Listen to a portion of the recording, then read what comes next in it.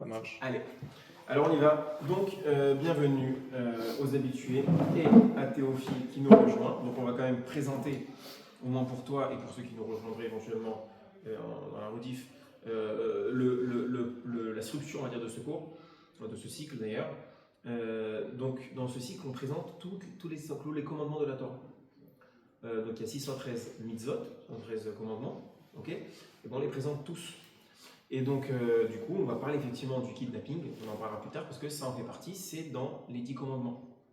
Alors, vous ne saviez peut-être pas, mais dans les 10 commandements, on a kidnapping. Ouais, si tu veux des kippots, tu en as vraiment sur le piano. Merci. Juste en haut là. Ok, évidemment, vous vous servez à boire, à manger. Et vous dites, peut-être tu te rapproches, tu es un peu loin, si tu veux te servir ou quoi. Voilà. C'est bon? Merci. Ok. Alors on y va. Donc la semaine dernière, on n'avait pas eu le temps de finir. On avait une autre mitzvah à devoir passer, c'est-à-dire qu'on devait passer. C'était donc l'otin af en hébreu, dans les 10 commandements. Donc là, c'est pas très visible sur celui-ci, c'est un peu ton sur ton. Mais si vous voyez ici, on en a 5, ici on en a 5 autres. Là, on est dans l'otin af, qui est le deuxième à partir du haut, donc dans la deuxième colonne. Okay. Celui d'au-dessus, c'est l'otir tsar, c'était le meurtre, on a passé la semaine dernière. On a parlé de ce qui est l'avortement, on a parlé de ce qui est l'euthanasie. Alors, on n'a pas parlé en long, en large, en travers, on n'a pas pris le temps, on n'a pas eu le temps, mais on a quand même fait un aperçu quand même plutôt global. D'ailleurs, je préfère compléter, parce qu'on a parlé la semaine dernière en off, après le cours avec vous, Thomas et Raphaël. Il y avait également Adam, de mémoire, Oui, je crois. et Rebecca aussi. Alors, je vous ai donné un avis qui disait que dans l'avortement, donc jusqu'à la fin, jusqu'à la naissance d'un enfant, il y aurait pas, on ne transgresserait pas l'interdit du meurtre. Mais j'ai revérifié pour être beaucoup plus on va dire, clair et sans ambiguïté. Ça, c'est discuté. Donc, ce qui est certain, c'est que quelqu'un, une femme qui avorterait, donc même jusqu'à la fin de la grossesse, elle ne serait pas passible de mort. Parce que normalement, quelqu'un qui tue, il est passible de mort. Un meurtrier. Pas aujourd'hui, on ne tue plus. Mais à l'époque, quelqu'un qui tuait, il était passible de mort. Ben, cette sentence-là, elle n'est pas applicable à quelqu'un qui avorterait jusqu'à la fin. Donc on parle de la sentence. Donc pour la transgression, c'est discuté. Après, certains pensent qu'on ne transgresse pas du tout jusqu'à la naissance, que l'enfant n'est pas encore viable de façon certaine. C'était l'avis que je vous avais ramené la semaine dernière. Mais d'après d'autres, on transgresse, même s'il n'y a pas la sentence de la mort, mais on transgresse quand même l'interdit de la Torah, claire et nette, du meurtre en se faisant avorter. Okay. C'est juste pour être bien clair sur ce qu'on a parlé la semaine dernière, donc on a parlé d'euthanasie, etc. Et maintenant, on va attaquer la mitzvah 35, donc pour Rebecca qui va nous rattraper. Donc mitzvah 35, qui est ne pas commettre d'adultère. Donc là, on passe, comme je vous l'ai dit, deuxième commandement de la colonne de gauche. Donc c'est les commandements qui sont liés dans le relationnel humain. Oui. J'ai une question. Si on abandonne l'enfant au lieu de l'avorter, ouais. Est-ce que c'est mieux?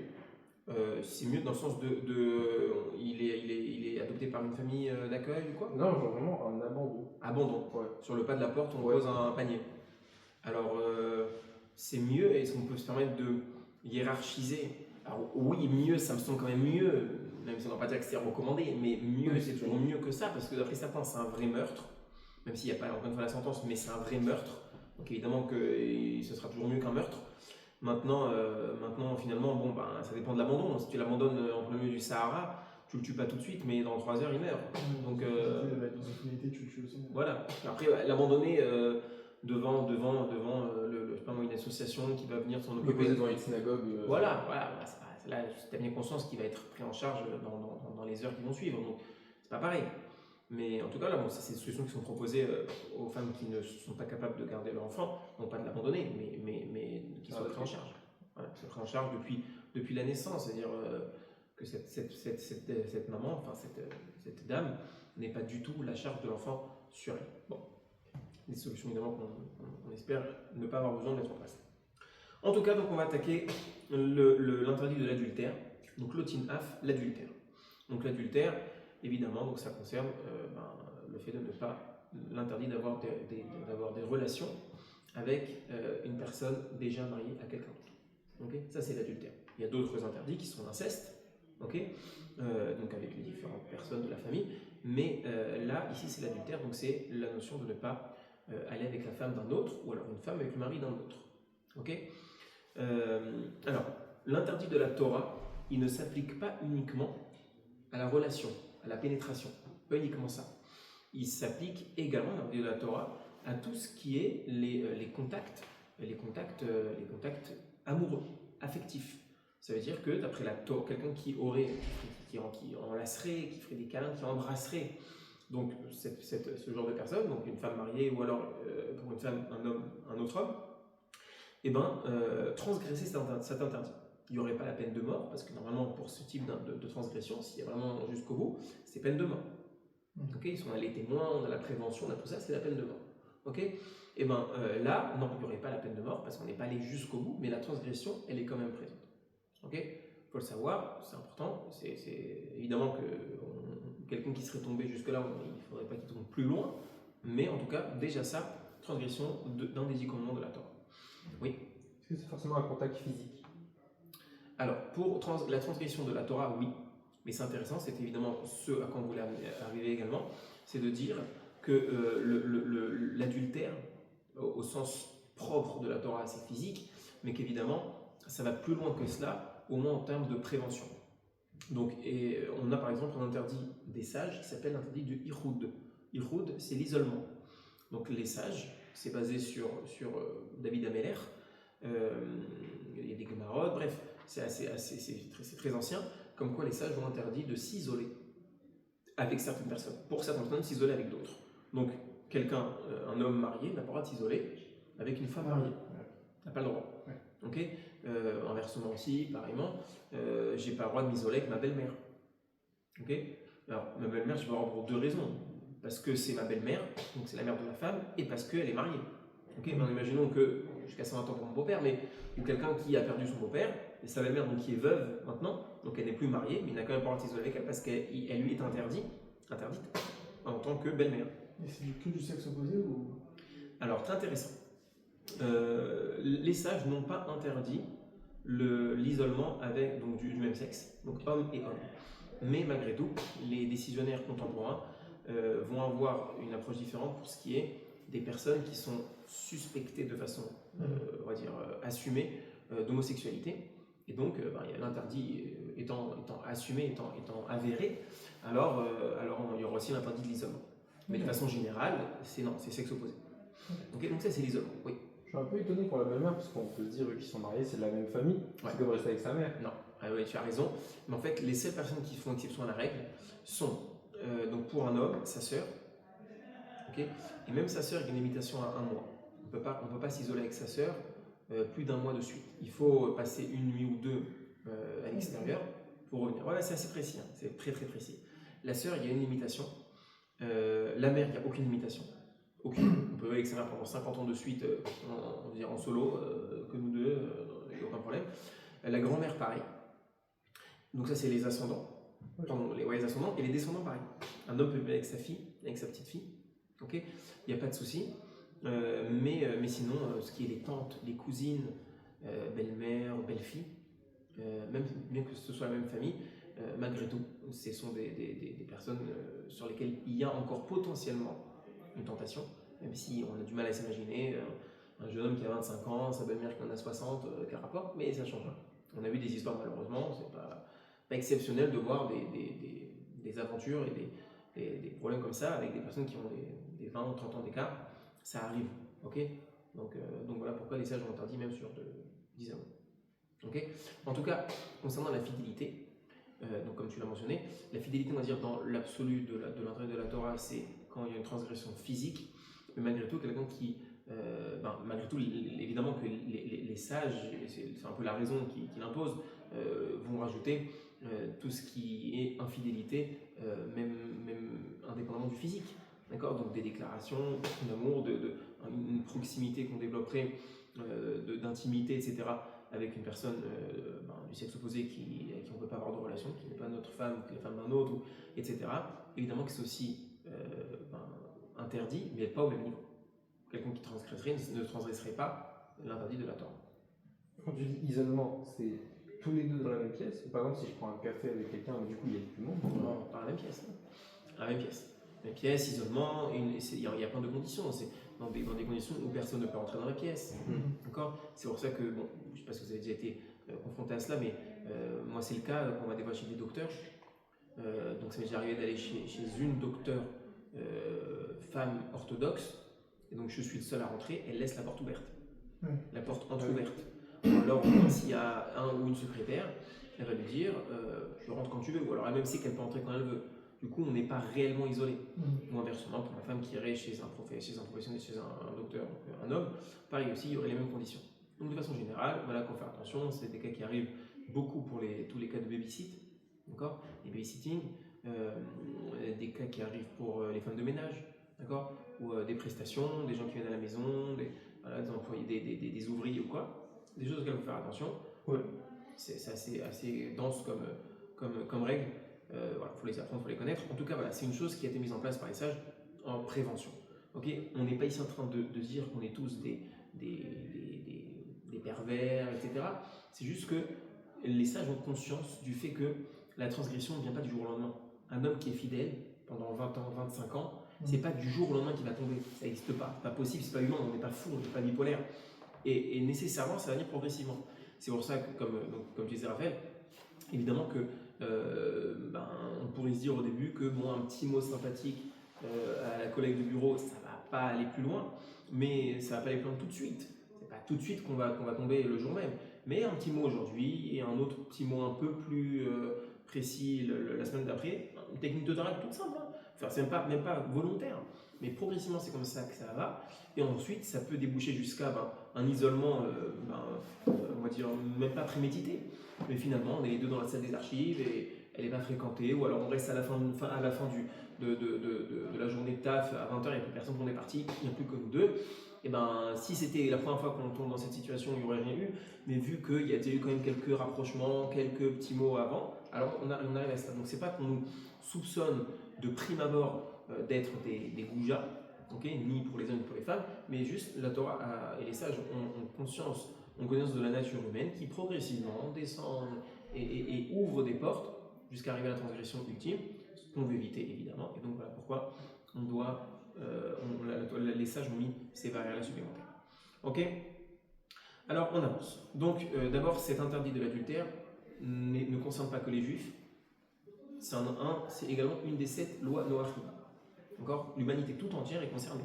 Un non-juif n'a pas le droit, il transgresse un interdit, une de ces 7 lois qui le concernent, qui sont des lois, on va dire universelles, et il transgresse s'il va avec la femme d'un autre, et inversement. Donc c'est vraiment une mitzvah qui est universelle. Alors, on sait également qu'on a 3 mitzvot qui sont particulièrement graves, plus que les autres. Ce sont l'adultère, l'idolâtrie et le meurtre. Pour ces 3 transgressions, on doit se laisser tuer plutôt que transgresser.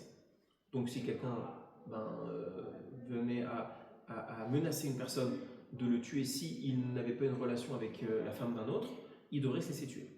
Contrairement à toutes les autres avérotes, à part l'idolâtrie ou le meurtre, dans lesquelles on doit transgresser. Quelqu'un nous dit soit tu transgresses Shabbat, soit je te tue, il transgresse. Quelqu'un nous dit soit tu manges tel et tel aliment interdit ou je te tue, il mange, etc. etc. Il y a donc quelques exceptions, celle-ci en fait partie. Ok. Maintenant, si on essaie de trouver un point commun, alors je vous invite à essayer de proposer quelque chose, un point commun qu'il puisse y avoir entre le meurtre et l'infidélité, et donc justement l'adultère, qui peut justifier justement qu'ils soient les deux au même niveau. En quoi, qu'est-ce qu'ils ont de commun ces deux interdits-là pour qu'ils soient mis dans le même sac? Alors l'idolâtrie, on peut comprendre, l'idolâtrie c'est vraiment la base de tout, puisque c'est remettre en question l'existence même divine, mais le meurtre et l'infidélité, d'accord, qu'est-ce qu'ils ont en commun pour être mis au même niveau et justifier cette sentence-là aussi grave? Imaginons demain, tu trouves ta femme, etc., tu tues un peu son âme, dans un certain sens. Ouais, c'est intéressant, c'est une forme de meurtre. Meurtre, on va dire, non pas physique, mais... ouais. De la relation. Ouais, pourquoi pas, Elodie? Non. Moi j'aurais dit que ça part d'une pulsion les deux. Le meurtre, c'est une pulsion? Le meurtre c'est la colère. Ouais. T'as le sang. Après ça peut être prémédité, mais je Je me dis, si ça vient sous la colère et tout, bah, c'est une pulsion animale. Et l'adultère, pareil, c'est une pulsion de plaisir, machin. Ok, pourquoi pas, mais on a d'autres transgressions qui passent par la pulsion. Quelqu'un qui pourrait consommer toutes sortes de choses qui sont interdites par la Torah, mais il a une pulsion, là, il a très envie. Ouais. Il passe devant un McDo et ça tente une tonne, donc il a une pulsion d'aller manger. Si on parle de la pulsion, j'entends ce que tu dis, mais a priori c'est pas exhaustif, quand on en aurait d'autres. Oui, c'est vrai. Alors moi je peux proposer quelque chose, Tophi, tu as déjà nous partager une idée particulièrement. Alors ce qu'on peut proposer, c'est, et ça va être un peu lié à la mitzvah qui va suivre après, c'est celle encore après de l'Otarné. On va parler du faux témoignage. Alors, je regarde ce qu'on a les petits commandements ici. Là. Non, on a les 10 commandements ici. Donc après on va faire d'abord celle l'Otignov. C'est quoi l'Otignov? C'est quoi l'Otigzol ou l'Otignov? C'est quoi une Gneva? Le vol. Le vol. On va voir que le vol duquel on parle dans les 10 commandements, contrairement à ce qu'on croit tout le temps, tu ne voleras pas, on parle du rapt, du kidnapping. On ne parle pas du vol d'objets. Ah, ok. Ouais, c'est juste une grosse erreur qu'on a tous, un temps, jusqu'à qu'on l'apprenne. On ne parle pas du rapt. On ne parle pas du vol classique, on parle du rapt. Okay, et ensuite, celui d'après, ce sera tu ne porteras pas de faux témoignages. Okay, et en fait, là, ce que je vais vous proposer ici, c'est en lien justement avec celui-ci, du faux témoignage, c'est qu'en fait, une des notions de base qui permet au monde de tenir, c'est la notion de confiance. La notion de confiance. Et cette notion de confiance, elle est évidemment fondatrice et elle est extrêmement puissante dans un couple. Et ben, cette confiance-là, il faut la faire vivre, il faut la maintenir, il faut la développer, il faut l'entretenir. Et ben, un mari qui irait voir ailleurs, même s'il l'a fait une seule fois, et ben, il a trahi la confiance, il a tué la confiance. Donc on a ici en fait la notion de meurtre. Alors tu as parlé, tu as présenté sous une autre forme. C'est aussi très, ça s'entend parfaitement. Moi, ce que je propose, donc, c'est un peu avec une petite nuance, c'est de dire que dans les deux, il y a un meurtre. Dans l'un, c'est un meurtre physique, et dans l'autre, c'est un meurtre de la confiance. Et donc, malheureusement, c'est quelque chose qu'il est extrêmement compliqué de venir ensuite rétablir la confiance qu'il peut avoir dans un couple par cette transgression. Parce que vous allez me dire, bon, de toute façon, on s'en fiche maintenant de la confiance, puisque s'il y a eu un égarement, alors ils vont se séparer. Pas nécessairement. Pas nécessairement. Ils restent ensemble. Ouais. Alors bon, il faut savoir qu'anarchiquement, il y a une différence entre si c'est la femme qui a trompé et l'homme qui a trompé, mais ouais. Mais malgré tout, en tout cas, ça peut arriver que le couple reste ensemble, et ça me rappelle le cycle qu'on a fait sur le couple justement. On avait posé la problématique à savoir est-ce que dans un couple on est censé tout pardonner?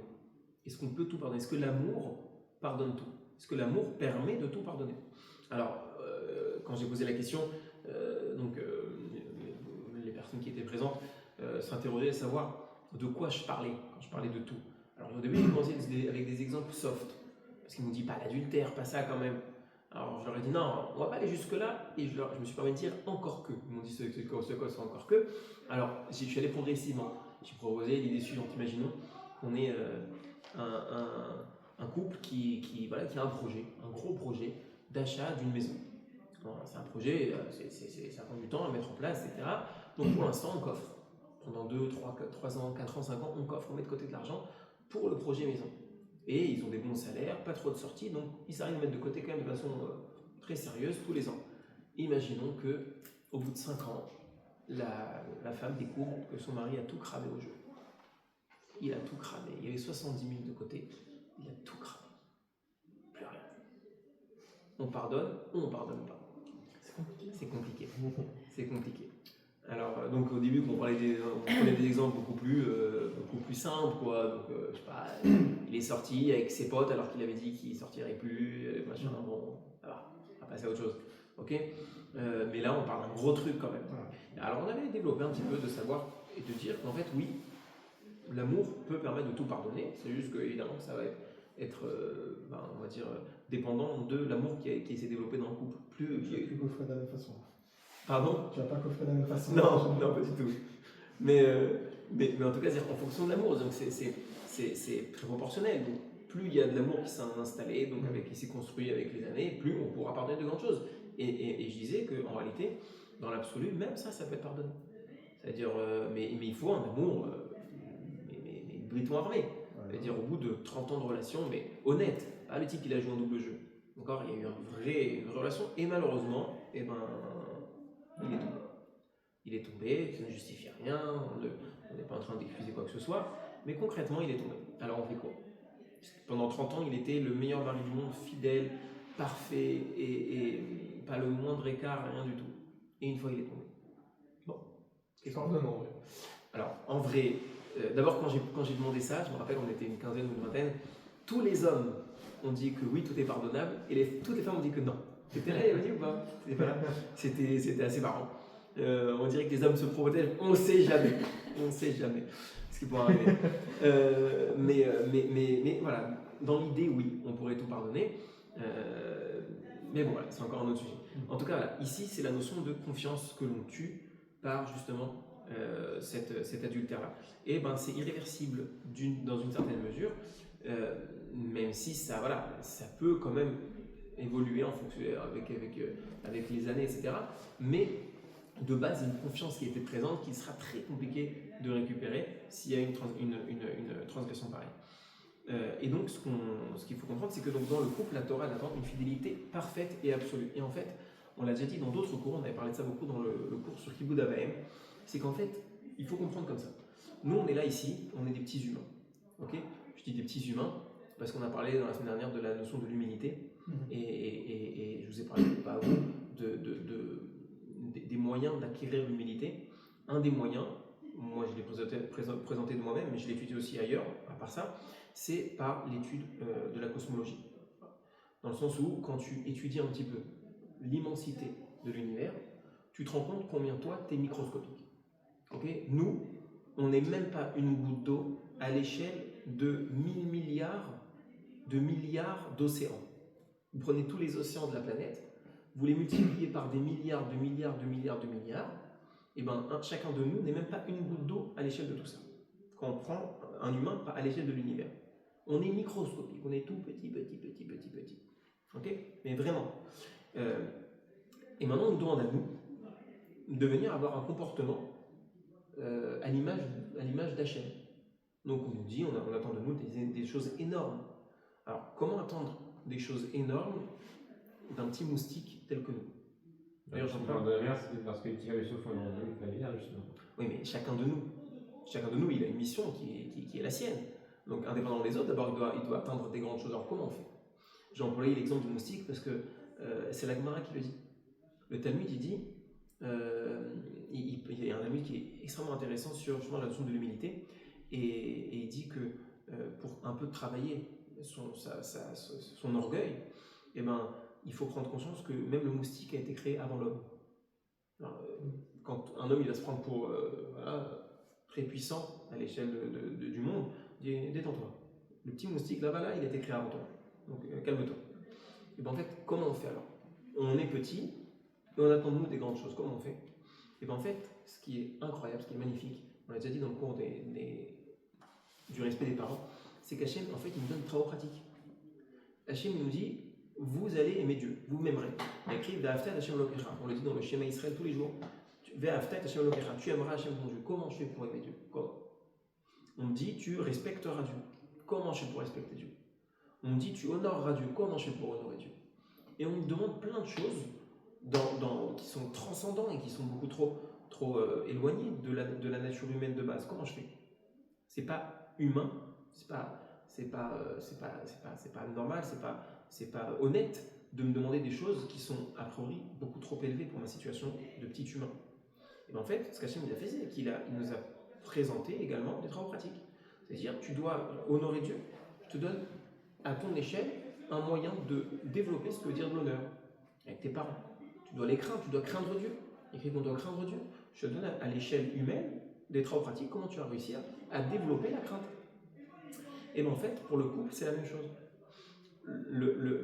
Hachem, il nous demande d'aimer, de l'aimer. Mais comment je fais pour aimer Dieu? Comment je peux savoir et mettre un doigt, mettre une définition sur cette notion d'amour? Comment je peux vivre ça? Et bien alors, Dieu, il a installé l'équivalent à l'échelle humaine, le couple. D'ailleurs, le Ramban, il dit que dans les mots, comment il le dit, je crois qu'il l'a ramené quelque part ici, les mots étaient assez puissants. Ouais. Donc Nachmanide, le Ramban écrit que la passion et la fusion qu'un couple peut et doit développer a pour but de nous permettre de palper un tant soit peu ce qu'il faut tenter d'atteindre dans notre relationnel divin. J'ai trouvé cet enseignement du Ramban qui est quand même incroyable. C'est-à-dire que faut savoir que, on a parlé de ça aussi un petit peu dans les cours sur le couple, les idées reçues, on a parlé dans le thème de la sexualité. Pour certains, la sexualité c'est un tabou. Dans le monde juif orthodoxe, on ne parle pas de sexualité. La sexualité c'est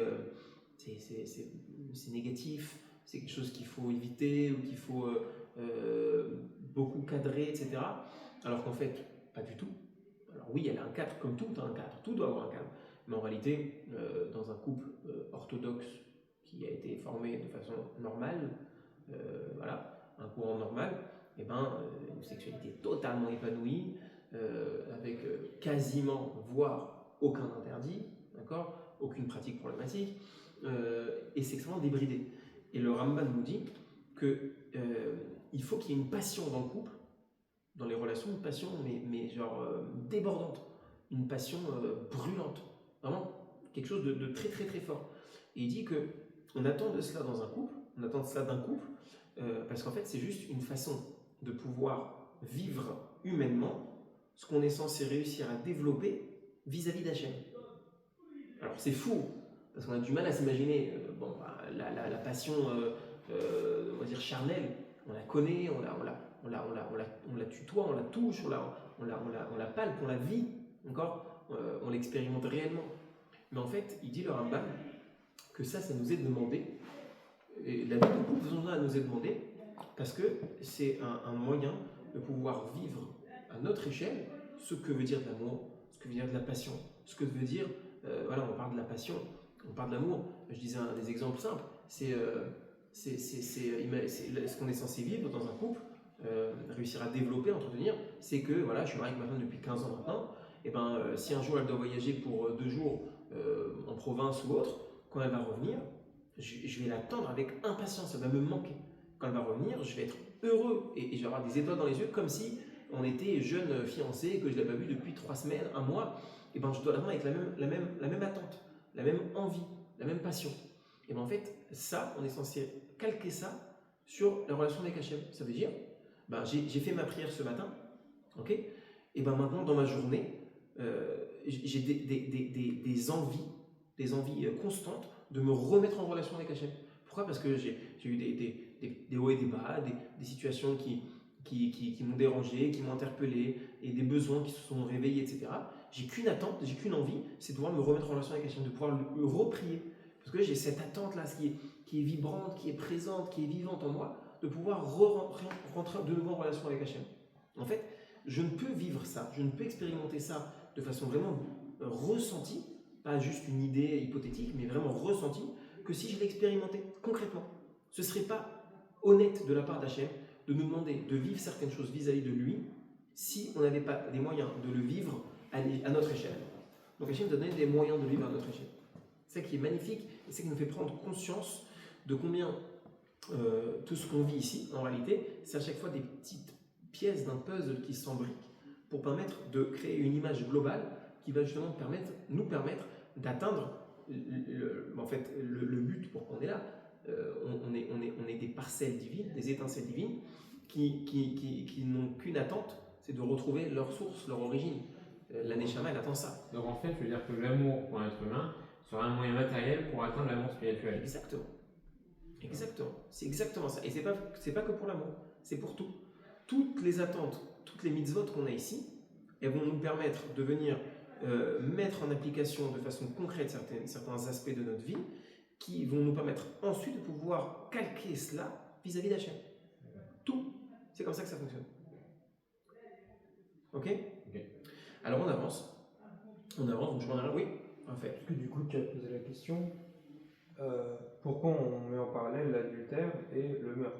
On a parlé, alors on dit que les deux, il y a une on va dire que on tue quelque chose. Dans l'un, on tue complètement le meurtre, dans l'autre, on tue la confiance. Et la confiance, c'est une notion de base, la fidélité vis-à-vis de la femme. Et comme on a dit, vu que ça, c'est, comme on a dit, très pratique vis-à-vis d'Hachem, et en tuant ça, c'est-à-dire que je viens et je renie l'obligation de fidélité que j'ai vis-à-vis de ma femme, et en parallèle, c'est vis-à-vis d'Hachem. Il faut savoir que les sages, à chaque fois qu'ils parlent de la relation entre le peuple juif et Hachem, ils utilisent l'analogie de la relation d'un homme et une femme. Okay. Je ne sais pas si vous avez fait attention, Shir HaShirim, le cantique des cantiques, que l'on récite en général dans les communautés séfarades au moins tous les vendredis soirs, et ben c'est des cantiques qui ont été rédigés par Shlomo Améler, Salomon, et ben en fait tout le livre entier, il est rédigé comme en mode relation homme-femme, mon amour, ma bien-aimée, et tout est autour de cela. Et inversement, à chaque fois qu'on parle d'un rejet du peuple juif d'Hachem, donc le peuple juif qui rejette Hachem, qui renie Hachem, on parle d'adultère. Donc c'est vraiment, on voit ça de façon très très précise justement dans le relationnel entre le peuple juif et Hachem. Quand ça se passe bien, on parle d'amour entre nous, au même niveau avec justement cette référence-là à l'amour du couple, et inversement on parle d'adultère. Ok, d'accord. Bon, je ne vais pas pouvoir tout faire. En tout cas, ce qui est intéressant, c'est que quand on parle justement d'adultère, on parle donc peut-être on va dire même les kiddushin, le mariage, on appelle ça les kiddushin. Quoi kiddushin? Les kadesh, quand on dit qu'on donne la bague sous la choupa, le mari dit à sa femme Areat mekudeshetli, tu m'es sanctifié. Sanctification. On ne parle pas juste de mariage dans le sens d'un contrat contrat de mariage ou alors d'un amour, parce que l'amour il n'est pas encore présent avant le mariage. On parle ici de sanctification. Le contraire de la sanctification, c'est la profanation. Et en fait, ce qui est intéressant encore, c'est de voir justement par rapport justement à nos tables de la loi, donc on ne voit pas grand-chose, hein, mais ici on a déjà dit on a parlé de ça tout à l'heure aussi dans le groupe, que chacune, elle a en parallèle d'elle, celle qui est dans la colonne d'en face. Ici, on a donc l'otin af, tu ne commettras pas d'adultère, et face à elle, on va avoir lo yelecha Elohim achirim adonai, tu n'auras pas d'autres dieux. On vient de parler de la notion de fidélité, justement. Et bien, c'est tout à fait clair qu'on te dit, tu ne peux pas avoir d'autres femmes, pas commettre d'adultère donc avec une autre, donc faire fi de la fidélité que tu dois à ta femme. Et bien, en face de cela, on a, tu n'auras pas d'autres dieux. Donc, tu devras être totalement fidèle à ton Dieu. Et donc, c'est ça aussi la notion de kiddush et de chiloul, profanation, enfin d'abord sanctification et profanation. Et bien, quelqu'un qui, quand on se marie, on sanctifie, et donc on est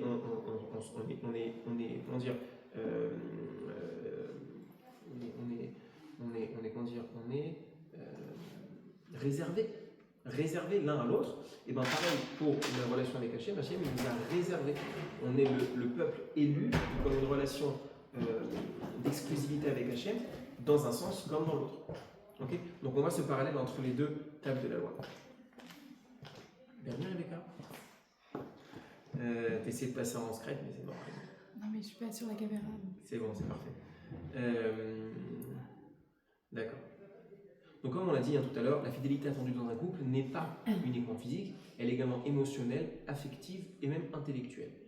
C'est-à-dire qu'il faut comprendre aussi, ça c'est pas évident à mettre en pratique, surtout le côté intellectuel. C'est-à-dire que venir mettre en avant une autre femme, ou alors même soi-même, apprécier une autre femme sur le plan intellectuel, je ne parle pas sur le plan émotionnel, plus que la nôtre, c'est un problème de fidélité. C'est un manque de fidélité.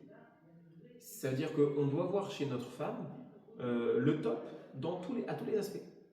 D'accord ? Même intellectuel, notre femme n'est peut-être pas nécessairement la plus brillante intellectuellement, ça ne change pas. On ne doit pas l'exprimer, même le ressentir envers une autre femme. C'est un manque de fidélité envers notre époux.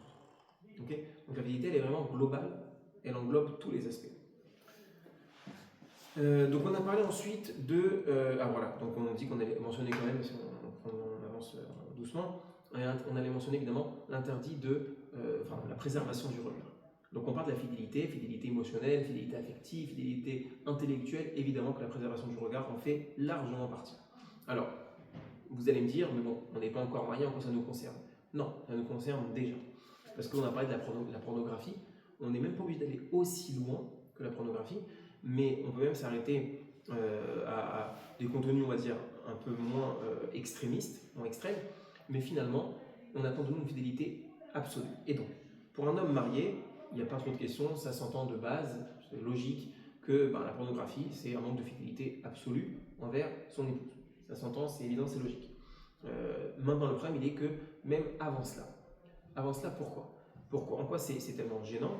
D'abord parce que ces images-là sont des images qui peuvent et qui ont vocation à rester en tête, et donc même une fois marié, on conservera des images d'autres personnes qu'on ne devrait pas avoir en tête, qui sont évidemment problématiques. Deuxième problème de fidélité, c'est que la fidélité, elle implique le fait qu'on se découvre progressivement de façon honnête et on va dire main dans la main, progressivement. Donc je parle aussi, on se découvre au niveau au lit, quoi.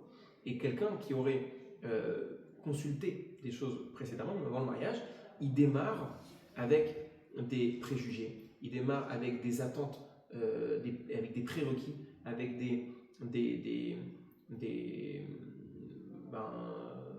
démarre pas de zéro sur une page blanche, et donc en fait il y a un manque de fidélité dans le sens où il va attendre des choses de sa femme qui ne sont pas issues de leur évolution ensemble. Donc il n'est pas fidèle dans cette progression de couple, il n'est pas fidèle. Nous, je forme les jeunes mariés au mariage, donc je leur dis un petit peu ce que je vous ai dit tout à l'heure, c'est que fondamentalement dans la halakha juive, dans la Torah, toute pratique, d'accord, est permise dans la relation. C'est juste qu'on attend du couple de se découvrir progressivement, d'avancer progressivement. Pas du jour au lendemain qu'on commence à tout pratiquer. On avance progressivement, on se découvre et ensuite ça vient de soi-même. Quelqu'un qui aurait justement eu l'occasion de consulter des contenus problématiques, en fait, ça ne va pas se faire main dans la main. On ne va pas avancer ensemble. On va avancer séparément.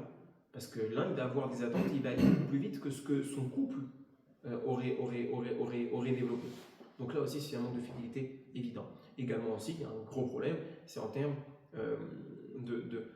on l'a dit rapidement, mais d'attente dans le sens où je m'imagine que mon bonheur viendra de telle et telle pratique, telle et telle situation, alors qu'en réalité, pas du tout. Ma femme, elle est tout à fait à même de me procurer du bonheur d'une façon totalement différente. Et moi, j'ai des attentes qui ne seront pas remplies.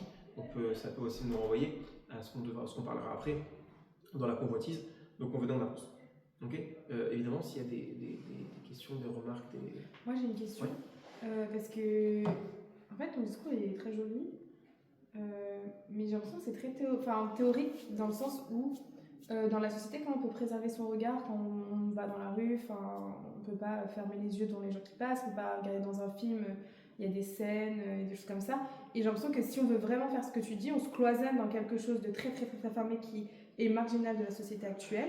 Et pourquoi on doit s'extraire de tout ça et pas plutôt faire face à ça et apprendre à se contrôler soi-même? Très bonne remarque, très bonne question. Alors, on va peut-être séparer ça en deux. Pour le premier point de la réalité du terrain, je ne suis pas tout à fait d'accord avec toi. Pourquoi? Parce que, mon expérience personnelle, pendant longtemps, pendant des années, je suis toujours venu sur Paris pendant des années, même si j'ai des lunettes habituellement, mais quand je prenais les transports en commun, je les enlevais. Donc, tu peux faire de telle sorte à être moins Comment tu fais pour pas arrêter ton arrêt de métro? Non, ça va. Oui. Ça va. Je te vois, je t'ai reconnu, donc je vois quand même. On va dire que je pourrais mieux voir et je m'empêche. Le fait même d'enlever mes lunettes, de savoir que je suis gêné, j'ai pas mes lunettes, c'est un rappel à l'ordre. Déjà. D'accord? Je sais, j'ai quelque chose, je vois que je vois pas, donc je sais que j'ai pas mes lunettes, donc je sais que c'est bien pour une raison. Donc je dis pas que il n'y a plus aucune tentation de regarder. Mais au moins, j'ai quelque chose qui me rappelle à l'ordre et j'ai aussi limité l'impact. Je l'ai fait pendant des années, malheureusement, j'ai dû arrêter à un moment donné parce que je circule en trottinette et sans gagner en trottinette, par contre, c'est assez risqué. D'accord? Donc j'ai dû arrêter. Maintenant, il n'empêche que j'ai plein d'amis, au moins dans les périodes, à partir de maintenant, la période estivale, qui sortent sans lunettes. Du tout. Qui sortent sans lunettes et qui voient beaucoup moins bien que moi. Et peut-être qu'ils se prennent des fois des poteaux, mais c'est pas grave. Ils préfèrent se prendre des poteaux que de transgresser des interdits, de voir des choses problématiques. Donc ça, d'abord, c'est possible concrètement. Maintenant, à part ça, on peut contrôler aussi son regard, dans le sens où tu marches et c'est ça, je le fais quand même. Même si j'ai mes lunettes, je ne vais pas faire la tour de contrôle quand je suis n'importe où. Quand je suis dans les transports en commun, dans les métros, d'accord? Je prends rarement les métros, mais je sais que dans les métros, on peut être amené à voir toutes sortes de bêtises. Bêtises, évidemment, de ce dont on est en train de parler, je regarde pas. Dans les métros, partout, il y a tout le temps placardé sur les côtés des pièces de terre et des machins, jamais je regarde. Je baisse la tête, je regarde mes pieds. Pas grave. C'est un entraînement, c'est une habitude à prendre. Progressivement, tu le fais et tu t'habitues. Donc d'abord, c'est possible à ce niveau-là. Maintenant, tu m'as parlé des contenus. Les contenus, voilà, des films et des machins. C'est aussi un choix. Est-ce que je regarde ou je regarde pas?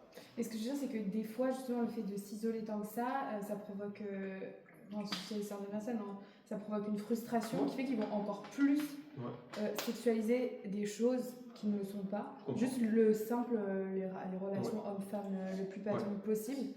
Et du coup, en fait, ça va venir diaboliser toute leur relation. Ouais. C'est pour ça qu'il faut le faire de façon équilibrée, saine, progressive. Donc quelqu'un qui ne faisait pas du tout attention à ça, il ne pourra pas passer du tout au tout à l'autre extrême. Il faut y aller progressivement, il faut aller de façon équilibrée. Donc imagine voilà, quelqu'un qui est habitué à regarder plein de séries, plein de films, lui dire du jour au lendemain tu ne regardes plus rien parce qu'on ne sait jamais s'il n'y a pas une scène. Non. Mais c'est pas ça que je veux dire. C'est des gens qui sont dans leur communauté et du coup ils sont isolés et ils n'enfreignent aucun interdit. Justement, ils en viennent à diaboliser toute relation ou toute relation avec le sexe opposé. Alors, c'est des cas que ce soit juste le contact, que ce soit juste le fait de parler, et parce que en fait, au final, en théorie, c'est bien, ça excuse ce regard, mais en fait, dans leur tête, il y a quand même des choses qui existent et donc qui mènent à une frustration et qui vient diaboliser chaque rapport avec les femmes et donc ils vont même pas. Ça existe, mais ça reste quand même minoritaire, je te rassure. Ça reste minoritaire. En tout cas, moi, je vis dans ce milieu-là et pour la grande majorité des gens, même s'ils ont une certaine forme de retenue à l'extrême, d'accord, mais malgré tout, tu les as pas perdus. Et si des gens qui ne veulent pas parler aux femmes. Ça existe, mais c'est minoritaire. C'est minoritaire, c'est largement minoritaire. Ok. Très bien. Donc on avance. Donc en gros, ce qu'il faut faire attention aussi, c'est donc, aussi quand on sera marié, surtout quand on sera marié, mais même avant, c'est en fait voilà, tout ce qui est évidemment aujourd'hui les réseaux sociaux, les messageries, etc., les différents messages qu'on peut s'envoyer qui sont un petit peu ambigus, qui ne sont pas extrêmement, on va dire, neutres. Et évidemment, comme on l'a dit pour la notion du ihoud, de l'isolement, c'est juste un petit truc qui au début n'a pas tellement d'incidence concrète tout de suite, mais c'est ça qui amène progressivement. Et donc là, il y a un vrai problème d'infidélité qui se fait progressivement. Ok. Alors maintenant, on avance. On va pas pouvoir tout dire, mais on va quand même avancer à l'essentiel. Donc concrètement, maintenant venez, on reprend un petit peu dans le modèle de notre cycle de base. Concrètement, comme pour tout le reste, il faut une prévention et des témoins. Donc on revient à l'adultère. Okay, quelqu'un qui aurait une relation avec une femme mariée ou inversement, pour les tuer, parce que on tue dans la Torah pour une transaction pareille, pour tuer, il faut qu'il y ait une prévention et des témoins pour pouvoir appliquer la sentence. Alors, les témoins n'ont pas besoin d'avoir vu l'acte en soi, mais s'ils attestent comme quoi ils ont vu telle personne et telle personne avoir une proximité certaine et s'isoler dans une maison pendant le temps qui permet d'avoir une relation, en soi c'est suffisant. Est-ce qu'il n'y a pas eu déjà des cas où des personnes disaient ils ont une proximité alors qu'ils n'en avaient pas eu par exemple, on peut dire que deux personnes ont une proximité alors qu'en fait... Ouais, alors là on parle pas juste de personnes qui rentrent dans une maison et il n'y a aucune raison de craindre quoi que ce soit. On parle qu'il y a eu quand même un historique, on a déjà vu des choses, ça sent très très fort. Ok, ils sont rentrés main dans la main en regardant qu'il n'y ait personne dehors, je sais pas. D'accord, il y a tout un contexte. Ok, évidemment, sinon on ne va pas tuer des gens sur ce principe-là. Ok, alors bon, je vous parle très crûment parce que c'est la rage, c'est simple, pour que ce soit clair. Concernant l'acte qui rend passible de mort, donc on ne parle d'adultère avec la peine de mort qu'en cas de pénétration, même si elle est partielle, que ce soit par voie vaginale ou anale, peu importe. Dans les deux cas, d'accord. Dès qu'il y a eu un début de pénétration, ça s'appelle adultère à l'état officiel de la Torah, passible de mort. Ok. Le reste, on a dit tout à l'heure que tout ce qui est les bisous, les câlins, les machins, on transgresse un interdit clair de la Torah, même s'il n'y a pas la sentence de mort. Ok. Très bien. On avance. J'ai une question parce qu'en fait tout à l'heure tu parlais de marié, mais en fait tu parles de marié, couple, fiancé, marié. Ou que marié. Alors à l'époque de la Torah, il y avait une réalité de fiançailles qui n'est plus celle d'aujourd'hui. C'est-à-dire aujourd'hui quand on fait un fiançailles, c'est informel. Ouais. À l'époque, le fiançailles, ça avait une vraie force. une vraie force quasiment comme un mariage. Donc à partir du fiançailles déjà, la femme est considérée comme pseudo-mariée. Mais aujourd'hui, ça n'existe plus. Okay. D'ailleurs, aujourd'hui, au moment de la choupa, on fait les deux en un. Il y a 2 brachot, on fait l'une sur les fiançailles, puis les mariages. Je pensais que c'était tout, c'était vraiment couple, c'était... Non, c'est mariage. Okay. Et ce qui est intéressant aussi, c'est qu'on a dit que cet interdit concerne aussi les goïms. Pourtant, les goïms n'ont pas le même mode de mariage que nous, ils ne sont pas trop pareils, pas tout ça, ils vont à la mairie ou ils vont à l'église, ça ne change pas. En fonction du mode de mariage, la façon de se marier chez les non-juifs, à partir du moment où pour eux, chez eux, c'est considéré comme étant un mariage, et ben c'est fini. Celui qui transgresserait, il a transgressé un des interdits des lois noachides, et donc il y a les peines qui sont prévues pour ça. Alors est-ce que ça fait 9 ans ou pas, je ne sais pas, je pense que oui. Mais en tout cas, voilà, donc c'est en fonction de leur façon de se marier. Ah bon, on avance. Oui. Le loi noachide, c'est quoi? Il y en a 8? 7. 7 lois noachides. Ok. Alors on fera une fois parce que là il faut qu'on avance un petit peu, on est en retard très longtemps. Mitzvah 36. On a dit Mitzvah 36, c'est l'otignov. Que veut dire l'otignov, Rebecca?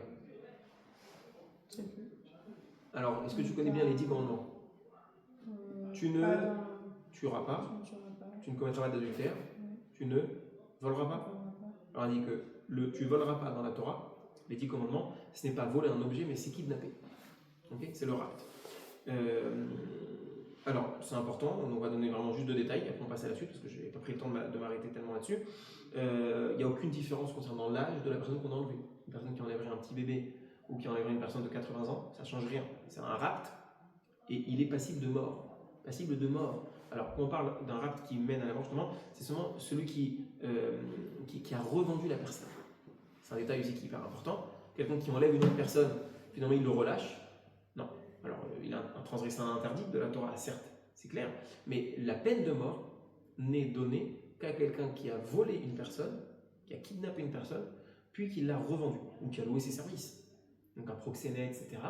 C'est exactement le cas du kidnapping, il est passible de mort. Ok? Ouais? Question? Non? Théophile? Non. On est bon? Alors, ça c'était la Mitzvah 36, on passe à la 37 sans plus tarder. On passe 37, c'est le faux témoignage. Encore une mitzvah négative. Donc, l'otarane bereacha et shakar. Tu ne porteras pas de faux témoignage sur ton ami. Et donc, pourquoi ça, encore une fois, cette notion-là, elle est tellement importante et qu'elle est présente dans les 10 commandements? Parce qu'en fait, l'équilibre social tourne autour de l'honnêteté. De l'honnêteté. Parce qu'il y a les propriétés, il y a ce qui m'appartient, ce qui t'appartient. Et en fait, s'il n'y a pas d'honnêteté, donc si au moment on peut s'en de témoigner à faux sur tout, tout l'ordre social, il est menacé. Il n'y a plus rien qui tient, puisque les sociétés, les machins, tout ça fonctionne sur une forme de confiance, d'honnêteté. Et si on tolérait les faux témoignages, évidemment qu'il n'y aurait plus aucun ordre, aucun équilibre qui fonctionnerait. D'accord? Également, c'est parce que Hachem, il aurait pu être le seul décideur, le seul juge, dans le sens où Hachem, il connaît, il sait tout ce qui est vrai, ce qui est faux. Dès qu'il y a une transgression, dès qu'il y a un vol ou quoi, c'est lui qui gère. Mais Hachem, il n'a pas voulu faire comme ça. Il a voulu donner à l'homme la possibilité de juger. Ça aurait pu être autrement. C'est Dieu qui a voulu que la justice se fasse par l'homme lui-même, plutôt que de gérer lui tout à distance. Et ben, il a mis cette justice-là. Pour que cette justice-là, il a instauré des règles qui passent évidemment par le fait qu'il y ait des témoins qui peuvent attester d'une chose et d'une autre. Donc évidemment, pour que ce soit fait de façon juste, il faut que ça reste droit et qu'il n'y ait pas donc d'écart à ce niveau-là. D'ailleurs, c'est aussi intéressant. La mitzvah, est-ce que vous savez, il y a une des rares choses, je n'ai pas en tête d'autres choses d'ailleurs, desquelles la Torah demande de s'éloigner. Il y a des interdits, 613, mais il y a au moins une chose qui est écrite clairement dans la Torah, tu t'éloigneras de cette chose. Est-ce que vous le savez? Ouais. Le mensonge. Ah, le mensonge. Le mensonge. Il est écrit dans la Torah, Midevar sheker tirchak. Tu t'éloigneras du mensonge. Alors, les sages comprennent ici que quand la Torah demande de nous éloigner du mensonge, c'est une façon de mettre ici un point d'exclamation, d'accord, un warning, beaucoup plus fort que pour les autres mitzvot. Le reste, évidemment que c'est interdit, c'est entre mitzvot, il n'y a pas de problème. Mais on te dit, là tu fuis, il faut fuir le mensonge. Il faut s'en éloigner le plus possible.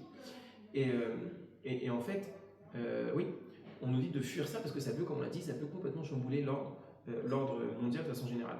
On voit un exemple justement au niveau de la force de la parole. De façon générale, la parole, elle a une force particulièrement présente. On voit ça dans l'épisode de la tour de Babel. Je ne sais pas si vous avez déjà entendu ce que on raconte, ce que le Midrash nous dit sur la tour de Babel. Donc c'était à l'époque du début de la Torah, on est dans l'Ech Lecha, je crois si je ne m'abuse, Noach ou l'Ech Lecha. On a toute une population qui se met à construire une tour pour aller combattre Dieu. Enfin, certains disent que c'est parce qu'ils espéraient faire un soutien au ciel pour éviter qu'il y ait un deuxième Maboul, un deuxième déluge. Donc ils font une grande tour pour tenir le ciel. Okay, bon, sympathique comme projet, mais voilà. Et en fait, donc c'est une forme de rébellion contre Hachem. Et cette rébellion, ils ont pu la mettre en place par leur unité. Leur unité qui s'exprimait par le fait qu'ils se comprenaient. Et bien en fait, ce qu'Hachem va faire, c'est qu'il va justement embrouiller leur langage. Ils vont plus se comprendre. Ils vont plus se comprendre. Ce qu'on appelle justement, c'est l'idée de Bavel. Bavel qui veut dire Méboulbal. Méboulbal, ça veut dire complètement mélangé, complètement. Ils ne se comprennent plus, tout simplement. Et tel que le Midrash nous dit, l'un il demande à l'autre un marteau et il lui envoie une brique. Et l'autre il lui demande le ciment et il lui donne un rouleau de scotch. Okay, et en fait, le fait qu'ils ne se comprennent plus, ça a permis justement d'enrayer, d'endiguer cette rébellion. C'est la parole qui a en même temps une force constructive très présente et en même temps une force destructive. On a déjà dit également que ce qui fait la spécificité de l'homme, de l'espèce humaine, c'est sa faculté à parler. On est Nefesh Raya, c'est Ruach Memalela. Comment est-ce que c'est écrit quand l'homme a été créé? C'est écrit que Hachem a créé l'homme Nefesh Raya. C'est quoi Nefesh Raya? Le Targum sur place, la traduction traduit de la façon suivante, c'est Ruach Memalela, un esprit qui peut parler. Et en fait, ce qui définit l'homme, c'est sa faculté de parole. Donc là aussi, l'homme par la parole, il peut maintenir l'ordre social, il peut le détruire. Donc voilà, l'Otane Beracha et chacun a son demande. Okay, donc les lois du témoignage aussi sont très complexes. Okay, il y a des personnes qui sont aptes à témoigner, d'autres qui ne le peuvent pas, par exemple à cause d'une proximité avec les intéressés ou même entre eux. Ça aussi, c'est hyper intéressant. Alors, on va dire, d'abord c'est intéressant, j'ai eu un cas là, hier matin j'étais au commissariat pour une histoire d'enlèvement de voiture et je leur ai dit, j'ai un témoin, enfin j'avais 2 témoins, et soit un voisin que je connais pas, de qui j'ai fait la connaissance avant-hier, soit mon frère. Je leur ai dit peut-être mon frère c'est trop proche, ça marche pas, mais j'ai un voisin. Ils m'ont dit non mais votre frère c'est bien aussi, ça change rien. Hein. Donc dans la loi civile, un témoignage peut être fait par un frère ou par un proche parent, c'est pas gênant. Pour la Torah ça marche pas. Un proche parent, il y a un conflit d'intérêt évident, il ne peut pas témoigner. Alors ça c'est clair et c'est assez logique, mais ce qu'il est bon, par exemple, voilà, imaginons pour les mariages. Les témoins qui signent dans une ketouba ne peuvent pas être des proches. Alors que moi, pour mon mariage, par exemple, à la mairie, c'est ma mère et ma grand-mère qui m'ont signé, qui étaient les témoins. Pour la Torah, ça ne marche pas ça. Il faut que ce soit des personnes qui ne sont pas dans le cadre, dans l'approche famille. Mais ce qui est moins évident, c'est que les 2 témoins ne peuvent pas aussi être proches l'un de l'autre. Donc imaginez-moi, pour un cas qui me concerne, quelqu'un qui m'a volé un truc et tout, j'ai 2 témoins, mais ils sont les 2 témoins, c'est 2 frères. Ok? Et ça ne marche pas. Et les sages, quand ils ramènent ça, cette loi, ils disent que même si les 2 gars en question, c'est des géants, c'est des bombes atomiques. On prend l'exemple de Moshe et Aaron. Moshe et Aaron, 2 frères dans la Torah, donc c'était quand même Moïse et son frère Aaron, grand prêtre. Quand même, ils ont un level. On va pas les suspecter de mentir. Pas de raison. D'accord? Malgré tout, ça change rien. Grand rabbin d'Israël et son frère. Magnifique. Non. 2 proches, c'est mort. Invalidé. Aussi, ce qui est invalidé, la femme. Une femme ne témoigne pas avec quelques pincettes, parce qu'une femme est quand même apte à témoigner dans certaines situations. Ça dépend des cas. Il y a des cas où son témoignage est validé et acceptable, d'autres où il ne l'est pas. Et donc maintenant, on va justement un petit peu quand même essayer de développer, parce qu'on n'a pas eu le temps de le faire dans le cadre donc, de la femme dans le judaïsme, de pourquoi la femme n'est pas acceptée dans le témoignage de façon globale.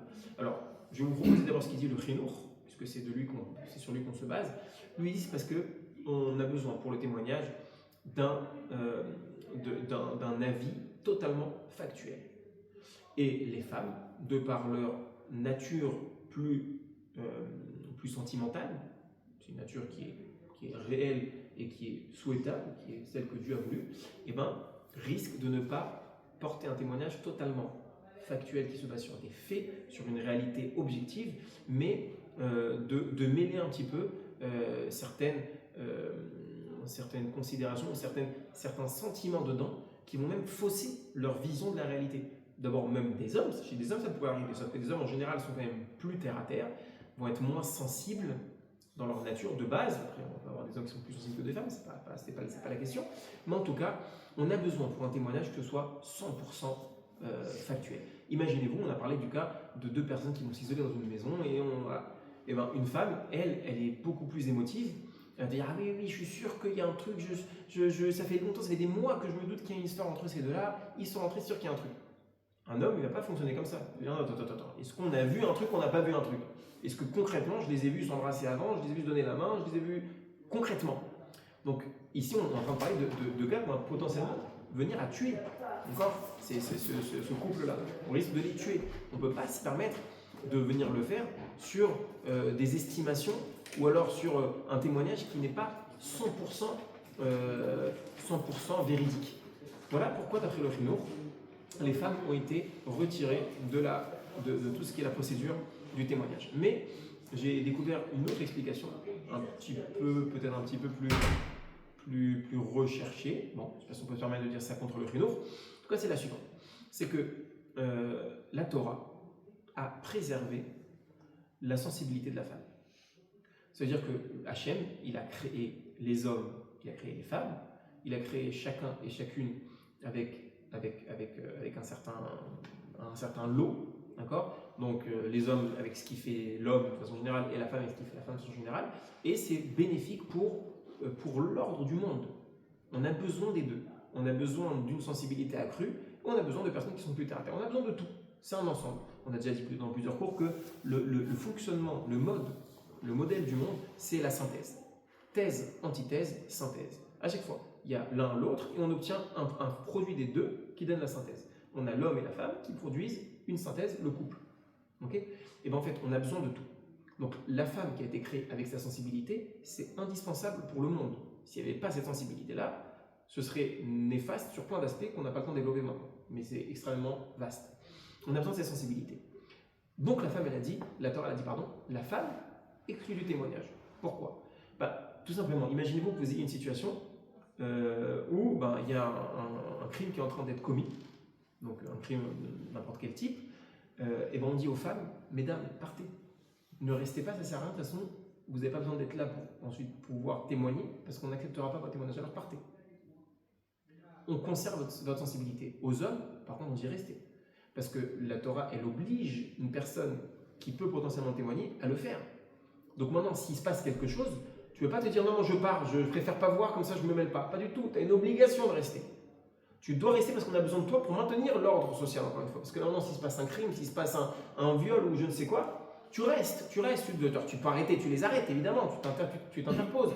Mais au moins, tu dois t'impliquer au moins en tant que témoin pour venir ensuite témoigner. Donc, un homme qui est présent là-dedans, s'il est présent à un meurtre, s'il est présent à un viol, présent à je ne sais quoi, évidemment que ça impacte profondément sa sensibilité. Et celle de la femme, on la préserve. On veut à tout prix qu'elle reste intacte. On ne veut pas l'empiéter, on ne veut pas la toucher, on ne veut pas la détériorer. Il faut qu'elle reste intacte. Ça, c'est un premier point dans tout le processus du jugement et du témoignage. On a après la suite. Quand ensuite on va au tribunal, les témoins qui débarquent, on ne les reçoit pas sur un tapis rouge comme des rois, les gars. En mode, tout ce qu'ils disent, on le boit et on reverrait en question. Il y a des procédures de vérification des témoins qui sont hyper strictes. On les rend fous, les gars. Pour venir témoigner, il faut vraiment vouloir participer à la justice. Parce que les gars qui viennent, on leur pose des milliards de questions dans des situations très complexes. Limite, je ne sais pas, il faudrait étudier dans les textes, mais on se rapproche presque comment on appelle ça, quand ils font les interrogatoires poussés là, dans le FBI ou autre, là, on les ouais, presque. Des fois, on les accuse justement. Je ne sais pas à quel point on touche à ça, mais on n'est pas loin. Dire qu'il y a une vraie pression qu'on met sur les témoins pour être certain que ce qu'ils disent c'est vrai, qu'ils ne se sont pas trompés, qu'ils ne sont pas embrouillés, qu'ils ne sont pas inventés. Une vraie pression qu'on met sur eux. On leur fait voir de toutes les couleurs. Et on veut préserver les femmes de ça. Non, vous n'avez pas votre place ici. À part ça, on sait ce qui tourne dans les tribunaux. Ce qui tourne des personnes, les visages qu'on voit là-bas, les histoires qu'on entend, c'est des histoires à dormir debout. On ne veut pas que les femmes aient leur place là-bas. On ne veut pas qu'elles tombent dans ces endroits-là. On ne veut pas. la sensibilité de la femme, elle est tellement importante pour la Torah, pour Hachem, pour l'équilibre du monde, qu'on a préféré l'exclure de ça. Même si, on l'avait dit déjà, dans des situations, malheureusement, eh ben, ça va être un peu au préjudice de la société. Pourquoi? Imaginez-vous qu'il y a eu un crime, il y a eu un problème gravissime, et qu'on n'ait que des femmes qui soient présentes. Il n'y a que des femmes. Si tu ne les reçois pas, elles, en tant que témoins, ben, le responsable en question, il reste dans la nature.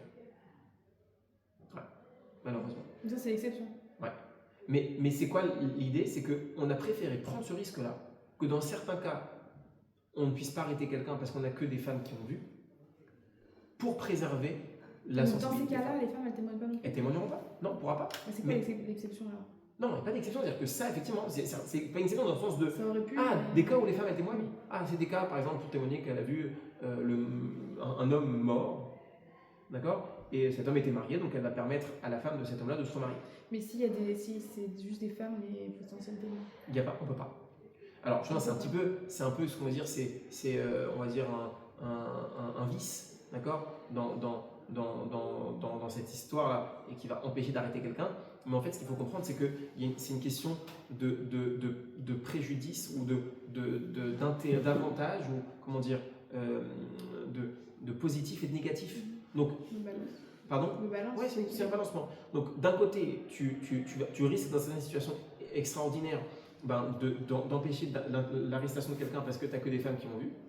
La Torah préfère prendre ce risque-là, qui s'est peut-être déjà présenté, mais parce qu'en face, on a quelque chose de beaucoup plus important, ou en tout cas, à l'échelle du monde qui est hyper important, c'est la préservation de la sensibilité de la femme. Si ça ne nous parle pas tellement, parce qu'on n'a pas conscience de combien c'est important. Alors, je vais vous donner quand même un exemple, parce que ce soit clair en quoi la sensibilité de la femme est tellement importante.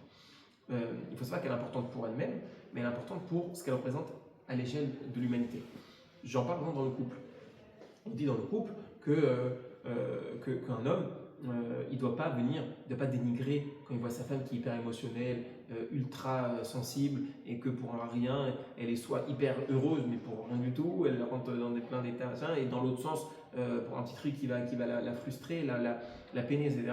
Alors un homme, un jeune marié, pourrait des fois un petit peu tourner sans dérision, genre ça va, t'abuses, ça va passer, ou alors bon, elle en fait des caisses pour rien. Le côté émotionnel de la femme, il ne doit pas être dénigré. Pourquoi il ne doit pas être dénigré? Parce que, à part le fait que ce soit tel qu'Hachem a voulu qu'elle fonctionne, mais c'est aussi hyper utile pour lui-même, pour l'homme lui-même, dans son développement personnel. Pourquoi? Parce qu'en fait, cette fougue-là, cette émotion qui est extrêmement vivante chez la femme, on en a besoin, nous, en tant qu'hommes, pour développer notre avodat Hachem, c'est-à-dire notre relationnel avec Hachem. Parce qu'un homme qui resterait purement masculin, donc sec, froid, insensible, en tout cas de façon générale, il resterait complètement insensible aussi dans son quotidien d'homme juif. Et un homme juif, on n'attend pas de lui de faire les mitzvot de façon sèche, on attend de lui de mettre de la vie dans sa vie, dans ses actes. On lui demande de mettre de l'émotion, de vivre les choses, de les vivre dans le sens de les ressentir. Et donc, si on n'avait pas ce pendant-là du côté émotionnel féminin, l'humanité tout entière serait éteinte. Et on attend de nous de vivre les choses. Donc on a besoin de ça, pour tout le monde, pour elle et pour tout le monde. Donc on doit préserver ça à tout prix. Alors c'est passé par là, entre autres. C'est passé par là. Donc on a dit, les femmes ne pourront pas témoigner. C'est pas qu'on dénigre les femmes, c'est pas qu'on est en train de dire les femmes ne sont pas dignes de confiance. Pas du tout. La preuve, c'est que les femmes, on leur fait confiance dans des domaines hyper importants, des sujets hyper importants, on vient de le dire, pouvoir témoigner que tel homme est mort, qu'elle a constaté sa mort, c'est la seule qui l'a vu. D'accord ? Elle était présente, je ne sais où, elle était infirmière sur un champ de bataille, et elle a vu monsieur Untel, elle a dit il est mort. Mais est-ce que tu es sûr que c'est lui ? Oui, je suis sûr. Comment tu sais ? Je sais que c'est lui. Mais elle n'a pas ramené de preuves, elle n'a pas ramené de photos, elle est seule, elle n'a même pas une copine qui a vu, elle n'a même pas un autre gars qui a vu, elle est seule à dire ça. Et bien, à la base de son témoignage, on va pouvoir permettre à la femme, à la veuve de ce défunt-là, de se remarier. Alors que s'il n'était pas mort, s'il n'est pas mort le bonhomme, là elle est en train de transgresser l'interdit qu'on a dit juste avant, de l'adultère, elle se marie avec un autre homme, elle n'a pas le droit. Pourtant on fait confiance à cette femme-là. Donc c'est pas un problème de confiance quand la Torah demande aux femmes et interdit aux femmes de témoigner, pas un problème de confiance, mais c'est vraiment pour une préservation de sa sensibilité. Ok ? Alors on avance. Très bien. On passe à la mitzvah 38, qui est de ne pas convoiter. Je suis content, on a la dernière. Mais on a déjà dépassé. En hébreu, c'est quoi? C'est l'otahmod. Donc mitzvah 38, dernier des 10 commandements. L'otahmod. L'otahmod, tu ne convoiteras pas. Alors, pardon. Ça c'est quelque chose. Ouais, c'est quelque chose. Alors l'otahmod, la vérité, la convoitise, on peut en parler pendant 2 heures, largement. Il y a de quoi dire pendant largement 2 heures. Mais on va essayer d'être quand même plutôt synthétique. Alors, je te dirais peut-être pour commencer par la base, de savoir quand est-ce qu'on transgresse l'otahmod. C'est quoi ne pas convoiter? Je vous écoute. Que veut dire ne pas convoiter? Dans quelle mesure, à partir de quand, d'après vous, j'ai transgressé l'interdit de convoiter? La jalousie. Quand on est jaloux. Dis-moi un cas très concret. Quand une personne elle réussit, là on est confronté à un échec. Et donc, qu'est-ce que tu exprimes ou qu'est-ce que tu ressens? Peut-être la jalousie, par exemple. Ouais. Vouloir être à sa place. Ouais. Donc là, pour l'instant, dans ce que vous me proposez, en tout cas vous deux, on est juste dans la pensée. J'ai une envie. Ça c'est au minimum, mais au maximum, oui, c'est. Alors, ok. Alors venons d'avance. On transgresse, vous avez raison, on transgresse l'interdit. D'accord? Même quand c'est uniquement une transgression, une envie par la pensée. Okay? Je jalouse la personne, j'ai envie, je souhaiterais avoir ce qu'elle a, etc. etc. D'accord? Maintenant, pour transgresser de façon concrète, pour être passible de la sentence de l'otahmod, qui n'est pas la mort, qui est malkout, il faut être passé à l'acte. Je vous donne un exemple simple. Moi, j'ai cette tablette. Ok? Elle est bien, mais elle ne se vend plus. Maintenant, toi, Raphaël, tu la veux, franchement, elle te parle. Elle est bien, elle est pratique, elle est fonctionnelle, elle te parle, mais elle ne se vend plus. Donc toi, tu la veux, cette tablette. Ok? Ou j'ai une montre. Et cette montre-là aussi, c'était une ancienne Rolex qui ne se fait plus et tu la veux. Maintenant, toi, tu la veux, tu vas pas me la voler, mais tu veux me l'acheter. Donc, tu vas venir, tu dis, tu peux me vendre ta montre? Non, franchement, je ne compte pas la vendre du tout, elle va très bien, je vais la garder. Ou tu veux vendre ta tablette? Non, je la garde, j'en ai besoin. Et toi, tu insistes. Allez, s'il te plaît, regarde, tu vas t'en acheter une autre. Et tu sais quoi? Après 2 ou 3, ou un peu plus, insistance de ta part, je dis, allez, c'est bon, je suis là. Ok, je vais acheter une autre. Et bien là, tu as transgressé de façon claire et nette l'otahmod. Parce qu'il y a eu un passage à l'acte. C'était concrétisé. Tu l'as eu, tu l'as voulu, tu l'as eu.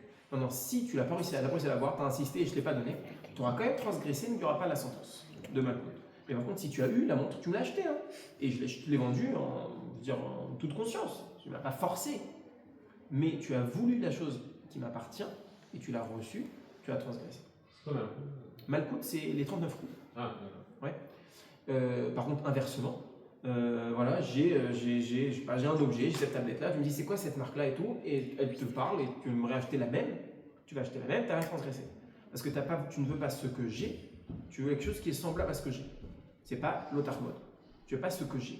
En fait, l'otahmod, si vous voulez, pour faire un assez concis, l'otahmod, c'est vouloir ce que l'autre a et qu'il ne l'est plus. Ok, ouais. Ouais, Rebecca? L'otahmod, c'est vouloir ce que l'autre a et qu'il ne l'est plus. C'est-à-dire, ce qui me dérange profondément, c'est que l'autre ait quelque chose et que moi je ne l'ai pas. Et en fait. Ah, il veut qu'il ne l'ait plus? Ouais.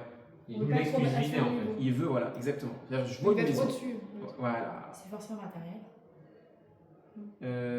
Pour la transgression avec la mise en pratique, oui, pour une mise en pratique, il faut que ce soit matériel.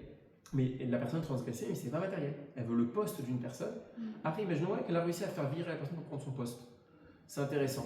Mais de ce que la Torah dit comme exemple, je vois pas d'autre chose que du matériel. Mais si on veut autant qu'elle, mais sans qu'elle elle le perde, c'est pas de la convoitise? C'est de la convoitise sur laquelle on ne transgressera pas. Si on veut juste parce qu'elle l'a et je veux aussi, parce que sinon je me sens pas bien de ne pas l'avoir, là je transgresse. Mais si je veux juste l'avoir parce que je trouve qu'il est pratique l'objet, là je transgresse pas. Vous avez la nuance? Ok, je trouve que c'est fonctionnel, je veux le même, ça m'intéresse d'avoir un objet identique. Pas parce que l'autre a, alors ça me dérange qu'il ait que moi j'ai pas. Juste c'est fonctionnel, j'aimerais bien avoir pareil, il n'y a pas de problème. Tant que je l'achète pas à lui, j'achète le même à part, autre part. Ok, mais si je veux le sien, c'est pas bon. Et si je le veux parce qu'il a et que ça me dérange qu'il ait, c'est pas bon non plus. Maintenant, pour l'exemple de la Torah donne des exemples qui sont uniquement physiques. La Torah dit, on va lire tout de suite les mots dans la Torah.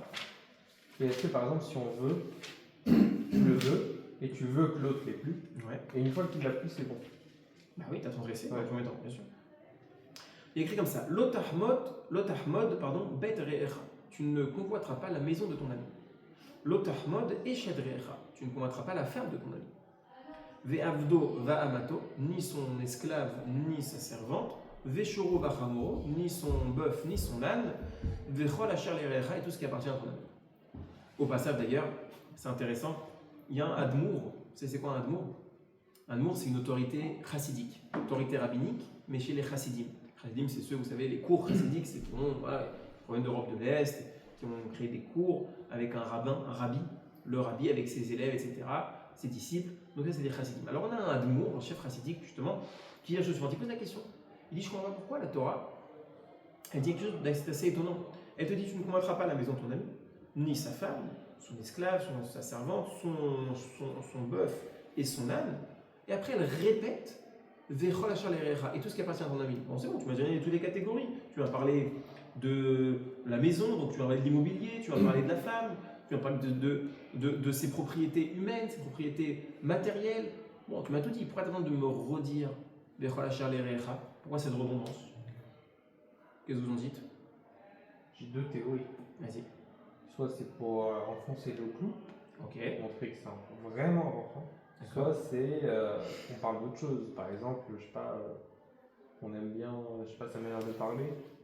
Ah, donc tu voudrais dire qu'on passerait à ce qui n'est pas matériel, physique. D'accord. C'est intéressant, c'est possible, c'est possible. Il faudrait étudier dans le détail, peut-être que c'est ce qu'on rajoute. C'est possible, hein. Je ne dis pas que ce ne soit pas le cas. Moi, ce que j'ai entendu, c'est autre chose, mais je te dis, c'est à vérifier. Hein. Là, je ne vois pas en tout cas. Ou ses idées, par exemple, s'il a des bonnes idées au travail, par exemple. Ouais, c'est possible. Alors moi, je vais vous présenter autre chose. Donc, le Hadmour en question a répondu à la chose suivante. Il dit, quand quelqu'un convoite quelque chose qui appartient à l'autre, on lui dit, avant de convoiter de façon très locale cette chose qu'il a, dis-toi que ce qu'il a et ce que tu n'as pas fait partie d'un tout. C'est-à-dire, toi, tu veux la voiture de l'autre. Mais dis-toi que lui, sa voiture, il a une voiture, il a une maison qui est peut-être inférieure à la tienne, il a des problèmes familiaux que tu n'as peut-être pas, il a un problème médical que tu n'as peut-être pas. Dire lui, sa voiture, elle s'inscrit dans une globalité de choses. Tu veux sa voiture, prends tout le paquet. C'est-à-dire qu'on dit c'est-à-dire qu'on t'a donné d'abord les détails des différents points que tu serais amené à convoiter, différents détails que tu serais amené à convoiter. On te dit attention, quand tu convoites quelque chose, prends bien conscience qu'il faut avoir une vue d'ensemble. Toi, tu regardes un truc, tu dis, ouais, il a ça, j'aimerais ça. Mais lui, il a ça, mais il a tout un truc. Il a du bon et du moins bon, comme toi. Et bien, quand tu convoites quelque chose, il faut que tu sois capable de prendre tout le package. Et le package n'est pas tout le temps reluisant. Des fois, le package, il est problématique. Mais sauf que toi, tu as focus sur un point. Mais il faut apprendre à prendre du recul et qu'en réalité, il faut voir la globalité. Alors, ouais, ça te parle? Ouais. Alors, on va dire peut-être encore deux idées, même si je dis j'ai des tonnes à dire sur ne pas convoiter, on va dire peut-être deux idées. D'abord, une première idée, c'est de dire que les commentateurs expliquent que les 10 commandements, celui-là, ce 10e des 10 commandements, c'est une synthèse des précédents. Une synthèse et une conclusion des précédents. Ils disent l'idée suivante, l'image suivante, c'est qu'en fait, imaginez-vous une échelle qui part du sol et qui se dirige vers les cieux. Donc c'est une dynamique de l'homme, du bas vers le haut. Tout en haut de l'échelle, on a le premier des 10 commandements. Anochi Hashem Elokecha, je suis l'Éternel ton Dieu. Bon, c'est tout en haut, c'est le divin. On descend progressivement et on arrive tout en bas. Et la première marche qu'il faut gravir pour pouvoir continuer à monter le reste des marches, des échelons, c'est celui-ci, l'Otachmod. Ne convoite pas. C'est-à-dire le démarrage de l'homme commence ici.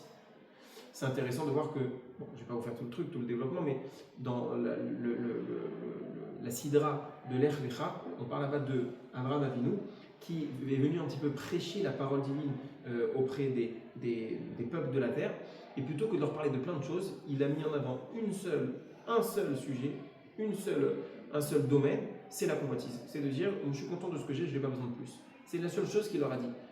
Parce que c'est la porte d'entrée. La porte d'entrée à Torah, c'est de ne pas convoiter. Alors on a demandé tout à l'heure une question, on a dit également que, comme on l'a répété, on a en face des commandements à chaque fois le miroir en face. Là on a ici, on a dit, on voit rien mais c'est pas grave, on a ici l'otahmot, donc tu ne convoiteras pas, en face on a kabet, tu devras respecter tes parents. Quel rapport entre les deux? Entre ne pas convoiter et respecter ses parents. Alors on avait dit dans le cours sur les parents, il y a quelques semaines, que l'idée phare qui se cache derrière le respect des parents, c'est la gratitude. La gratitude. Je dois être reconnaissant envers mes parents. C'est la base. Pour ça que je leur dois le respect, l'honneur, etc., parce que je dois leur être reconnaissant. Déjà de m'avoir mis au monde, et ensuite pour tout ce qu'ils m'ont donné. Même si des fois ils n'ont pas donné autant, et des fois il y a des parents qui ont des comportements pas idéaux envers leurs enfants, mais ça ne change pas. On leur doit la gratitude éternelle pour tout ce qu'ils nous ont déjà donné. Et bien en fait, quelqu'un qui convoite, c'est quelqu'un qui est exactement à l'inverse de la gratitude. Parce qu'il n'est jamais content de ce qu'il a. Il regarde que ce qu'il n'a pas. Donc en fait, Dieu lui donne, mais lui il n'est jamais capable de remercier Dieu pour ce qu'il a, d'être reconnaissant, d'éprouver de la gratitude. Au contraire, il est ingrat. Parce que lui, il regarde que ce qu'il n'a pas. Pour vous dire aussi la gravité justement de la convoitise, c'est que quelqu'un qui convoite, convoite, il écrit dans la Mishnah, dans Avot, qu'il y a 3 choses qui font perdre la tête à une personne, qui le tuent à petit feu. Les 3 choses sont la kin'a, la jalousie, la ta'ava, la recherche des plaisirs, et le kavod, la recherche des honneurs. Ça fait perdre la tête à quelqu'un. Pourquoi ? Parce que, et ça c'est très fort comme idée, c'est que quelqu'un qui convoite, en fait, il n'a d'envie que de ce qu'il n'a pas. Il ne ressent de plaisir, il ne s'imagine ne pouvoir ressentir de plaisir que dans l'obtention de ce qu'il n'a pas. En fait, une personne comme ça ne sera jamais heureuse. Puisque maintenant, il convoite la Porsche de monsieur. Alors d'abord, la convoitise, pourquoi dans la convoitise il y a tout ? Parce que quelqu'un qui convoite la Porsche de monsieur, de quelqu'un d'autre, ça va l'amener à quoi ? Ça peut l'amener à tuer, ça peut l'amener à voler, ça peut l'amener à porter un faux témoignage. D'ailleurs, c'est en bas joli dans le moment présent, puisque du coup, comme il sera jamais, comme il est jamais content dans ce là, il pense toujours à un futur imaginé, il n'y sera jamais en fait. Exactement, parce qu'à chaque fois il veut quelque chose d'autre, et dès qu'il l'obtient, il est pas heureux, puisqu'il l'a déjà reçu. Et lui qui ne fonctionne, il ne développe de l'envie que sur ce qu'il n'a pas. Toujours miroiter ce qu'il n'a pas. Et bien c'est pour ça que la Mishnah dit qu'une personne comme ça n'a pas de vie, la convoitise. Ok, bon, je dis, on ne va pas aller beaucoup plus loin, parce qu'on n'a pas le temps, on a déjà beaucoup dépassé, mais peut-être qu'on aura l'occasion de prendre le temps de faire un cours spécifique sur la convoitise. Attends, quand même, je regarde si j'ai pas une idée vraiment centrale à vous partager encore là-dessus. J'avais vu des choses hyper jolies là-dessus. Alors, il y a une convoitise qui est bénéfique. La convoitise, la jalousie quelque part plutôt, dans le positif. Je vois quelqu'un qui a vraiment réussi dans la vie. Et donc je suis jaloux, mais dans le sens où ça va me stimuler, ça va me donner des ailes, me motiver à faire de même. Ça c'est positif. Ok ? Juste pour prévenir, on a commencé l'after. On arrive dans 1 minute. Non, pas de problème. 1 minute. C'est comme 1 minute on arrive. Ok ? Alors j'avais un point important que je voulais vous ramener.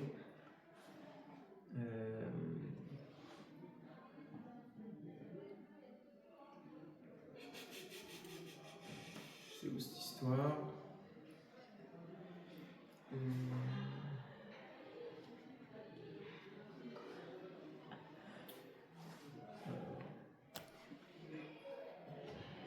Ah, je ne l'ai pas ici.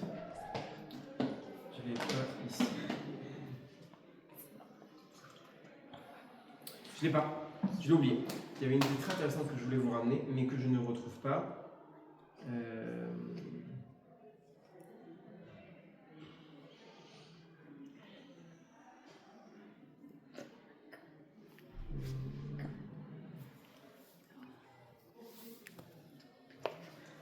Ouais, je sais plus. Bon, c'est pas grave, on va s'arrêter là. C'est pas grave. Et à l'occasion, on développera ça ultérieurement. Peut-être quand même finir là-dessus aussi, de savoir que la première faute, la faute originelle, la faute de Adam et Chava, donc quand ils ont mangé le fruit interdit, il y a écrit que le fruit, il était nehmad ou la naïm. Il était nehmad. Nehmad, c'est exactement. Gentil. Il était tentant. Tentant. Et en fait, tentant, ce terme nehmad, c'est exactement le même mot, la même racine que l'otahmod. Tu ne convoiteras pas. C'est-à-dire que la faute de base d'Adam Arishon, c'était la convoitise. Pourquoi ?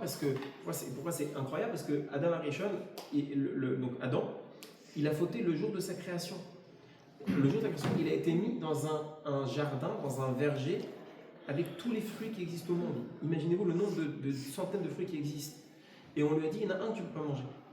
Un seul. Enfin, 2. Etzachim et Etzadat. D'accord ? Mais à part ces 2-là, il avait des milliers de fruits, des centaines de fruits, de sortes de fruits à pouvoir manger. Et dans les minutes qui ont suivi l'ordre de ne pas les manger, il est parti manger. Mais goûte les autres. Peut-être après, une fois que tu auras tout goûté, tu te dis tiens, allez, ça me tente aussi celui-là. Mais d'abord goûte les autres. Tu en as plein qui sont autorisés, ils sont magnifiques. Pourquoi tu vas justement sur celui-là? Eh ben non. Il est tombé là-dedans, dans la faute de la quantité, la faute originelle qui entraîne tout le monde avec toutes les malédictions qui ont suivi, etc., etc. La nécessité de tout modifier, de tout réparer. La première faute, c'est une faute de convoitise. Il faut savoir aussi qu'il y a un midrash aussi qui ramène ou un Talmud qui dit que le Beth Amikdash qui a été détruit, le sort du temple qui a été détruit a été scellé sur une faute de convoitise. Je ne vous raconterai pas l'histoire maintenant parce que c'est un peu long, mais voilà ce qui est écrit. Bon, on va s'arrêter là-dessus et voilà. Merci. Merci à vous. J'espère qu'on a fait des choses ensemble. Ça va. En fait, pas trop. On y va? On monte? Merci. C'est beaucoup de plaisir.